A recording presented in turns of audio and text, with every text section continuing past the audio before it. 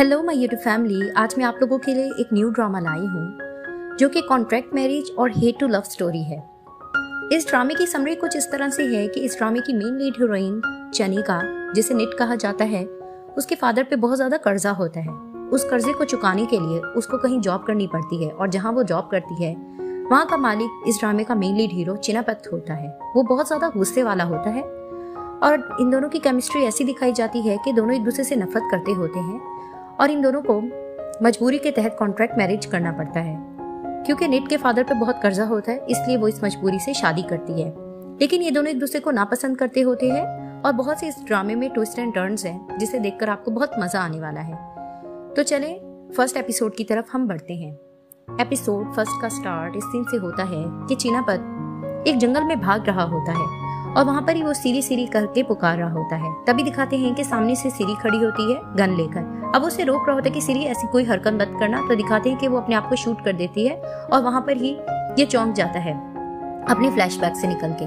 वहीं इसका एक खास बंदा अनंत कहने लग जाता है कि आप इस जंगल में मत आया करें, यहाँ बहुत बुरी यादें आपके साथ जुड़ी हुई हैं। तभी दिखाते हैं वो पीछे मुड़ता है तो एक दरख्त की तरफ देखता है, वो जला हुआ है और दोबारा वो फ्लैशबैक में सोचने लग जाता है कि उस दरख्त पे सीरी का खून होता है इसलिए उसने उसको कटवा के जलवा दिया होता है। अब अनंत उन्हें कहने लग जाते हैं कि शुक्र है कि आपने इसको जला दिया था वरना खून के निशान से आपकी तबीयत खराब होती। तभी वो अनंत को कहते हैं कि पास को मत दोहराओ और यहाँ से चलो। अब वो जा रहे होते तो दिखाते हैं कि इनको कोई देख रहा होता है। अब ये लोग कार में जा रहे होते हैं तो दिखाते हैं कि सामने से एक कार आती है और वहां से ही दिखाते हैं कि टोंग, जो कि इस ड्रामे में एक लीड है, वो उतरता है। अब टोंग आके इसको कहने लग जाता है कि मुझे अपने बंदों से पता लगा है कि तुम मेरे एरिया में आए थे। तभी फिर वहां पर चिनापत कहने लग जाता है कि ऐसा कुछ नहीं है, हम सिर्फ काम की वजह से आए थे। तभी फिर टोंग कहने लग जाता है कि रूल और रेगुलेशन में है कि तुम हमारे एरिया में नहीं आ सकते। तभी चिनापत कहता है कि टोंग थोड़ा रिस्पॉन्सिबल बनो, ये तुम कैसी बातें कर रहे हो। तभी फिर वहां पर टोंग इसे बातें सुनाने लग जाता है कि रिस्पॉन्सिबल और मैं, खैर तुम्हें तो कानून नहीं पकड़ सकी ना जेल करवा सकी, तो हम क्या कर सकते हैं। तभी अनंत कहने लगता है हमारे बॉस के बारे में ऐसा मत कहो, उन्होंने किसी को नहीं मारा है। तभी फिर टोंग कहने लग जाता है कि तुमने मारा है, तुमने सीरी को ही मारा है और सीरी तुम्हारी वजह से मरी है। अब वो इसको इसी तरह की बातें सुनाकर वहां से चला जाता है। अब दिखाया जाता है कि अमेरिका में सैन की बर्थडे सेलिब्रेट की जा रही होती है। सैन, जो कि हमारी मेन लीड हीरोइन निट की बेस्ट फ्रेंड और रूममेट होती है। अब वहीं दिखाते हैं कि निट आती है और सैन को बर्थडे विश करती है और वहीं सैन का मूड थोड़ा ऑफ हो जाता है। अब दिखाते हैं कि ये लोग सब बर्थडे एंजॉय कर रहे होते हैं। वहां पर ही दिखाते हैं कि पैट आता है। पैट निट का बॉयफ्रेंड होता है। जैसे ही वो आता है तो उससे सवाल जवाब निट करने लग जाती है कि तुम तो काम में मसरूफ थे, तुम कैसे आ गए। तभी वो इसे कहता है कि मैंने काम जल्दी खत्म कर दिया था। तभी वो इसे गुड न्यूज देने लग जाता है कि जहाँ हमने इन्वेस्टमेंट की थी अब हमारा बिजनेस स्टार्ट होने जा रहा है और वहीं निट हैप्पी होने लग जाती है। तभी फिर वो कहती है कि अब तो तुम बिजनेसमैन बनने जा रहे हो। तभी पैट कहता है कि तुम नहीं हम, तुमने भी तो इन्वेस्टमेंट की है। तभी फिर वो इसे कहता है कि अभी तो हम दोनों बिजनेस पार्टनर हैं, आगे जाके हम दोनों लाइफ पार्टनर बनेंगे। और वहां पर इसके हैंड पे किस करता है और पीछे से सैन देखकर जेलस होने लग जाती है। अब ये लोग पार्टी एंजॉय कर ही रहे होते हैं तो निट को कॉल आती है। जैसे वो कॉल अटेंड करती है तो जोर से चिल्लाती है। तभी पैटी से कहने लग जाता है क्या हुआ, तो वो उसे गले लगा के रोने लग जाती है कि मेरे फादर आईसीयू में है और बहुत ज्यादा रोने लग जाती है। फिर दिखाते हैं कि निट पहली फ्लाइट से ही बैंकॉक के लिए चली जाती है। जैसे ही वो हॉस्पिटल जाती है तो अपने फादर के पास आईसीयू में जाती है। वहां पर आंटी स्वयं खड़ी होती है तो वो अपने फादर को देखकर रोने लग जाती है और आंटी उसे बताने लग जाती है कि तुम्हारे फादर की बहुत ज्यादा क्रिटिकल कंडीशन थी, 5 दिन से तो वो मूवमेंट भी नहीं कर पा रहे थे, तभी हम उनको हॉस्पिटल लेकर आए। तभी वो खफा होने लग जाती कि आपने मुझे क्यों नहीं बताया। तो आंटी सैन उसे कहने लग जाती है कि तुम बहुत दूर थी और तुम बहुत ज्यादा परेशान हो जाती, इसलिए हम तुम्हें नहीं बता पाए। अब वो अपने फादर को देखकर बहुत ज्यादा परेशान हो रही होती है क्योंकि वो मूवमेंट नहीं कर रहे होते। तभी वहाँ डॉक्टर आते हैं और वो डॉक्टर से पूछने लग जाती है कि मेरे फादर के साथ हुआ क्या है। तभी वो इन्हें बताते हैं कि इनके दिमाग की एक नस फट गई है जिसकी वजह से इनकी हालत क्रिटिकल है। ये एक लिहाज से थोड़ा अपाहज ही कहलाएंगे, जैसे पैरालाइज्ड बंदा नहीं होता, सीधा पड़ा रह जाता है, ना ही अपनी लेग हिला सकेंगे ना ही अपने बाजू को। बस ये है कि अपने आंखों को ब्लिंक करके हर चीज का इशारे में जवाब दे सकते हैं और इशारों में ही सिर्फ आंखों के जवाब से बात कर सकते हैं। तभी वो अपने फादर से पूछती भी है क्या आप मुझे सुन सकते, तो वो आंख बंद करके उसको जवाब देते हैं हाँ। तभी डॉक्टर इनको सारी प्रिकॉशंस वगैरह बता देते हैं और कहते हैं कि इनकी सर्जरी भी करना होगी। तभी फिर वो इन्हें कहते हैं कि ठीक है अब आप लोग बाहर जाओ, हमने इनका चेकअप करना है, और वो बाहर चले जाते हैं। अब दिखाते हैं कि निट बाहर जाकर बहुत ज्यादा रो रही होती है। तभी आंटी स्वयं इनके पास आती है और इन्हें समझाती है कि तुम्हारे फादर तुम्हें इस कंडीशन में नहीं देख सकते, तुम बिल्कुल भी मत रो, तुम्हें बहुत स्ट्रांग बनना होगा। तभी वो बहुत ज्यादा रो रही होती है कि मुझे यकीन नहीं आ रहा मेरे फादर की ऐसी कंडीशन कैसी हो गई। तभी वहाँ पर आंटी स्वयं इसको बिल देती है कि हॉस्पिटल वालों ने ये बिल दिया है। अब वो बिल देखती है, बहुत ज्यादा पैसे होते तो वो इसे कहती है कि ठीक है, कल मैं बैंक से अपने फादर के निकलवा लूंगी। तभी दिखाते कि आंटी स्वयं उसको कुछ बताना चाह रही होती है लेकिन बता नहीं पाती। तो वो पूछती भी क्या हुआ, तो इसे कहती है कि जब तुम घर जाओगी तो ही मैं तुम्हें कुछ बताऊंगी। तो वो कहती है ठीक है। अब निट घर में होती है और विंडो के पास रो रही होती है। तभी पीछे से आंटी स्वयं आती है। तभी वो आंटी को देख के कहती है कि क्या हुआ, आपने मुझे कुछ बताना था तो बताएं। तभी आंटी उसको बता देती है कि तुम्हारे फादर बैंक का कर्जई है। और वहां पर ही निट हैरान हो जाती है। तो वो कहती है ऐसा नहीं हो सकता, मेरे फादर तो मुझे बहुत पैसा भेजते थे। तभी आंटी स्वयं उसे बताती है कि तुम्हारे फादर ने किसी अपने दोस्त से पैसे लिए थे और तुम्हें भिजवाते रहे हैं। तभी वो हैरान होकर और रोने लग जाती है। तभी आंटी उसे कहती है कि और अभी तो हॉस्पिटल का बिल भी बहुत ज्यादा बन गया है, अगर हमने बिल नहीं दिया तो हॉस्पिटल वाले आईसीयू से तुम्हारे फादर को निकाल देंगे, अब हम कहाँ से पैसे लेंगे। तभी फिर वहां पर उसको पैट याद आता है और वो पैट को कॉल करती है। अब पैट इसकी फ्रेंड के घर होता है। तभी फिर वो पैट को फोन करके बताती है मुझे पैसों की बहुत जरूरत है, मेरे फादर को चाहिए। तभी फिर वो इसे कहता है कि फिलहाल तो मेरे पास पैसे नहीं है, जो भी थे मैंने इन्वेस्टमेंट में लगा दिए। तभी वो इसे कहने लग जाती है कि तुम किसी से लो। तो वो इसे कहता है तुम्हें पता तो है कौन यहाँ देता है पैसे। तभी फिर वो उससे खफा होने लग जाती है कि मेरी इन्वेस्टमेंट वापस करो। तो फिर वो इसे कहता है कि ऐसा नहीं हो सकता, इन्वेस्टमेंट कैसे वापस करे, एग्रीमेंट में लिख दिया गया है। तभी फिर वो कहती है कि तुम मेरे कैसे फ्रेंड हो, तुम इनकार कर रहे हो। तो वो कहता है तुम गलत समझ रही हो, तुम मुझे थोड़ा टाइम तो दो। तभी वो इसे कहती है कि इस वक्त मेरे मुश्किल वक्त है, तुम मेरे अभी काम नहीं आ सकते तो आगे क्या आओगे, ना ही मुझे तुम्हारी जरूरत है ना ही तुम्हारे पैसों की जरूरत है। और फोन बंद कर देती है। इधर से दिखाते हैं कि सैन पैट में इंटरेस्टेड होती है। तभी वो निट के खिलाफ इसको बहकाने लग जाती है कि निट का तुम्हें पता तो है कि वो कितनी जिद्दी है, सिर्फ उसको अपनी परवाह होती है, वो दूसरों का नहीं सोचती। तो तुम टेंशन मत लो, तुमने उसे कहा तो है कि तुम उसे पैसे दे दोगे, वो नहीं सुनती तो मत सुने, फिलहाल मैंने तुम्हारे लिए कुछ बनाए, बैठो तुम खाओ। और वो उसको इसी तरह बहकाने लग जाती है। अब पिट लॉन में बाहर बैठी होती है। तभी आंटी स्वयं इसके पास आती है। तभी पिट आंटी को देखकर कहती है कि मैं यही सोच रही हूँ मैं पैसे कहाँ से लाऊं। तभी आंटी उसे कहती है तुम ये घर सेल कर दो। तो वो अपने घर को प्यार मोहब्बत से देखने लग जाती है और इसे कहती है कि नहीं, मैं एक और चांस जरूर दूंगी। तभी फिर आंटी कहती है कि फिर तुम क्या करोगी। तो वो कहती है मैं किसी अपने रिलेटिव से बात करती हूँ, वैसे तो मेरे फादर के गुड टर्म्स नहीं थे रिश्तेदारों से, लेकिन ट्राई करके देखती हूँ। अब दिखाते हैं वो कॉल करती है लेकिन उनके रिश्तेदार नंबर ही बंद कर देते हैं सुनकर। तभी फिर वो परेशान होकर खड़ी हो जाती है क्योंकि उसके कोई काम नहीं आता। तभी वो कहती है कि मुझे कुछ तो जरूर करना होगा। अब दिखाते हैं कि नेक्स्ट डे से ये जॉब के लिए जाती है। एक दो जगह पे जॉब की बात भी करती है लेकिन इसको जॉब नहीं दी जाती क्योंकि इसकी ग्रेजुएशन पूरी नहीं होती। ये कहती भी है कि मेरी इंग्लिश अच्छी है लेकिन इसको जॉब नहीं दी जाती है। फिर दिखाते हैं ये बहुत ज्यादा फूट फूट के रोने लग जाती है क्योंकि इसे पैसों की बहुत जरूरत होती है और इसे जॉब भी नहीं मिल रही होती। अब दिखाते हैं कि ये हॉस्पिटल बैठी होती है और वहां पर ही आंटी स्वयं खाना लेकर आती हैं। तो इसे कहती है कि बताओ जॉब का क्या बना। तो इसे कहती है कि मुझे जॉब नहीं मिल रही, अगर मिल भी रही है तो इतने कम पैसों में मिल रही है कि जिससे हमारे फादर के बिल पे नहीं हो सकते।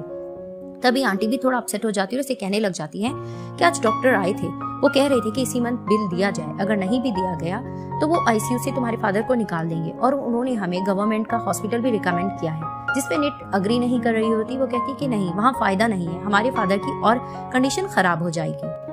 अब चीनापत घर आता है तो मेट कहने लग जाते हैं आप इतनी जल्दी घर आ गए। तभी चीनापत कहता है जाहिर सी बात है, ऑफिस में कोई काम के लिए नहीं है तो ऑफिस वर्क भी मुझे देखना पड़ता है। तभी वो उससे कॉफी मंगवाता है और वहीं दिखाते हैं कि इसकी रिलेटिव सैन की कॉल आ जाती है। अब जैसे ही वो सेल की कॉल अटेंड करता है कहता है सैन तुम मुझे क्या भूल गई थी। तो वो इसे कहती है कि नहीं, मैं बिजी थी इस वजह से। तभी वो इसे कहता है कि फोन करने की खैरियत। तभी वो इसे कहती है कि हाँ, मैंने तुम्हें अपनी फ्रेंड के बारे में बताना था, मेरी फ्रेंड के फादर की तबीयत बहुत खराब है और वो जॉब करना चाहती है। तभी वहां पर चीनापत भी हैप्पी हो जाता है कि हाँ, मुझे भी ऑफिस वर्क के लिए किसी की जरूरत तो है। तभी फिर वहां पर सैन उसको बहुत ज्यादा मिन्नत करती है और कहती है कि प्लीज मेरी फ्रेंड को रख लो और उसको बहुत ज्यादा सैलरी देना। तभी फिर चीनापत कहता है जिस सैलरी की तुम बात कर रही हो इतने में तो मैं 10 लोगों को सैलरी देता हूँ। तभी फिर वो बहुत फोर्स करने लग जाती है कि प्लीज, जिस तरह तुम अपने फादर से प्यार करते हो, मेरी फ्रेंड भी अपने फादर से बहुत ज्यादा प्यार करती है और वैसे भी तुम तो इतने ज्यादा अमीर हो, तुम्हारे पास पैसों की कमी नहीं है, तुम तो चैरिटी वगैरह भी करती रहती हो। तभी फिर चीनापत कहता है कि चैरिटी तो मैं इसलिए करता हूँ क्योंकि मेरे फादर कैंसर पेशेंट थे और वो इसी वजह से मर गए थे, इसीलिए मैं ऐसे लोगों की हेल्प करता हूँ। तभी फिर उसको आखिर मनाती है कि प्लीज तुम मेरी फ्रेंड को रख लेना और आखिर वो उसकी बातों में आ जाती। अब निट के घर एक जेंटलमैन आता है तो जैसे वो अंदर आता है वो इनको अनाउंस कर देता है कि ये घर मेरा है। तभी फिर वहां पर निट कहने लग जाती कि नहीं, ये मेरे फादर का घर है। तभी वो कहता है कि नहीं, तुम्हारे फादर ने मुझसे ये घर लिया था और बहुत अरसा हो गया उन्होंने पेमेंट नहीं की, लेकिन अब वक्त आ गया है, मुझे इस घर की जरूरत है, मैं ये वापस ले रहा हूँ, तो तुम लोग अपना सामान यहाँ से ले जाओ। तभी फिर वहां पर वो रोने लग जाती है और वहां पर ही वो इनको डॉक्यूमेंट्स भी दिखाता है जेंटलमैन, और वो जेंटलमैन का डॉक्यूमेंट्स देखकर समझ जाती है कि वाकई उन्हीं का घर है और बहुत ज्यादा फूट फूट के रोने लग जाती है। तभी जेंटलमैन कहते हैं कि जल्दी से, कम टाइम है, अपना सामान लो और यहाँ से जाओ। और वैसे भी सिर्फ अपने कपड़े वगैरह लेके जाना, इस घर का सामान पूरा मेरा है। तभी फिर वो वहाँ पर बेड पर बैठ के रोने लग जाती है और सोचने लग जाती है कि इनके फादर ने इनको एक स्नो ग्लोब दी थी और कहा था कि मैं जरूर तुम्हें इसी तरह का घर बना कर दूंगा। अब वो यही बातें सोचकर रो रही होती है और जेंटलमैन पीछे से आके कहते हैं जल्दी करो। तभी दिखाते ये लोग अपनी पैकिंग वगैरह करके बाहर चले जाते हैं और वो घर को ताला लगा के चला जाता है।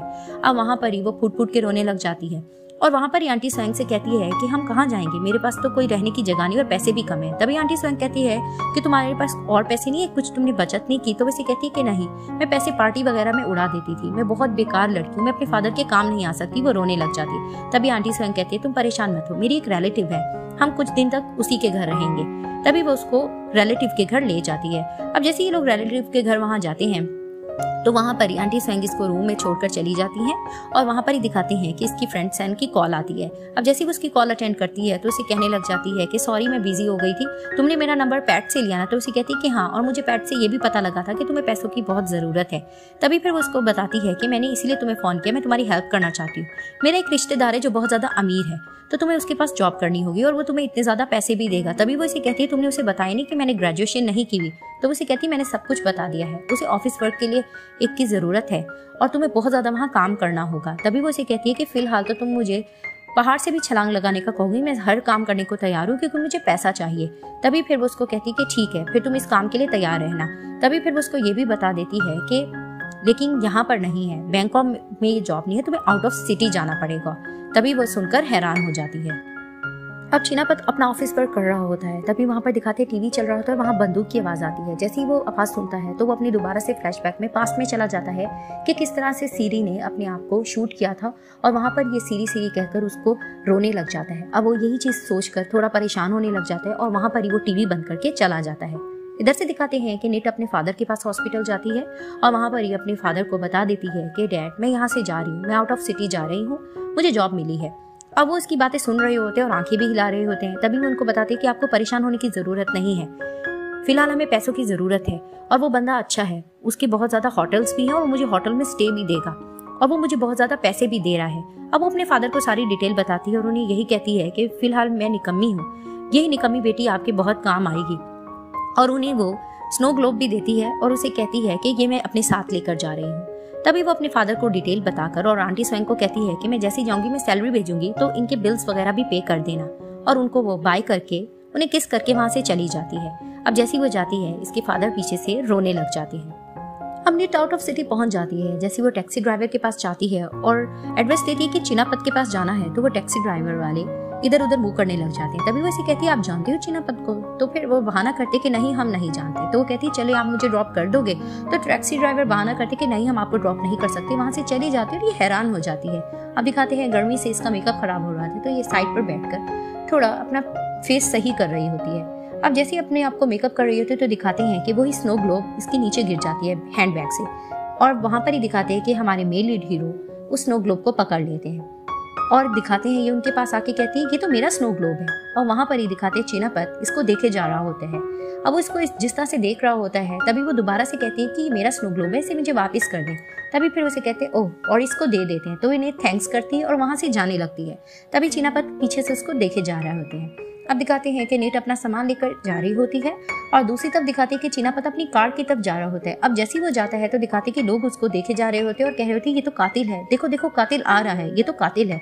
और वहीं वो लोगों को देखने लग जाते हैं। अब जैसे वो अपने कार के करीब जाते हैं तो देखते हैं कि कार पे लिखा होता है किलर और वहीं लोग इसको देखकर घबरा के भागते कि भागो भागो कातिल आ गए हैं। तभी फिर वो अपने कार पे जैसे ही देखते हैं किलर लिखा हुआ तो वो समझ जाता है कि ये आंटी सृजन का काम है और वहां पर ही वो अपनी कार साफ करता है और यहाँ ही फर्स्ट पार्ट एंड हो जाता है।